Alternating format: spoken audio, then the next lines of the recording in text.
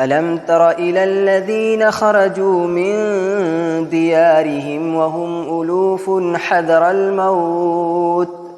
فقال لهم الله موتوا ثم أحياهم إن الله لذو فضل على الناس ولكن أكثر الناس لا يشكرون وقاتلوا في سبيل الله واعلموا أن الله سميع عليم من ذا الذي يقرض الله قرضا حسنا فيضاعفه له أضعافا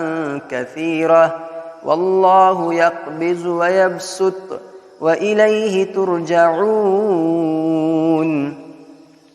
ألم تر إلى الملأ من بني إسرائيل من بعد موسى إذ قالوا لنبي لهم ابعث لنا ملكا نقاتل في سبيل الله قال هل عسيتم إن كتب عليكم القتال ألا تقاتلوا قالوا وما لنا ألا نقاتل في سبيل الله وقد أخرجنا من ديارنا وأبنائنا فلما كتب عليهم القتال تولوا إلا قليلا منهم والله عليم بالظالمين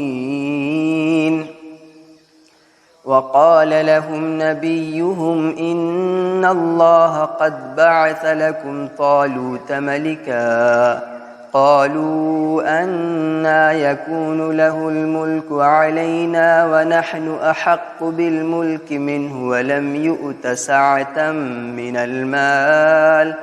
قال إن الله اصطفاه عليكم وزاده بسطة في العلم والجسم والله يؤتي ملكه من يشاء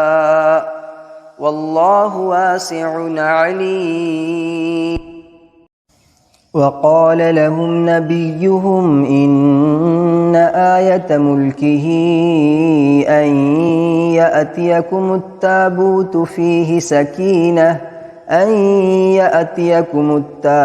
فيه سكينة من ربكم وبقية مما ترك آل موسى وآل هارون تحمله الملائكة إن في ذلك لآية لكم إن كنتم مؤمنين فلما فصل طالوت بالجنود قال إن الله مبتليكم بنهر فمن شرب منه فليس مني ومن لم يطعمه فإنه مني إلا من اغترف غرفة بيده فشربوا منه إلا قليلا منهم فلما جاوزه هو والذين آمنوا معه قالوا لا طاقة لنا اليوم بجالوت وجنوده قال الذين يظنون أنهم ملاقو الله كم من فئة قليلة غلبت فئة كثيرة بإذن الله والله مع الصابرين ولما برزوا لجالوت وجنوده قالوا ربنا أفرغ علينا صبرا وثبت أقدامنا وانصرنا على القوم الكافرين فهزموهم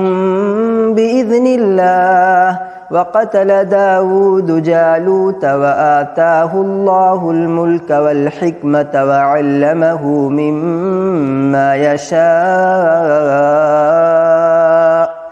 ولولا دفع الله الناس بعضهم ببعض لفسدت الأرض ولكن الله ذو فضل على العالمين تلك آيات الله نتلوها عليك بالحق وإنك لمن المرسلين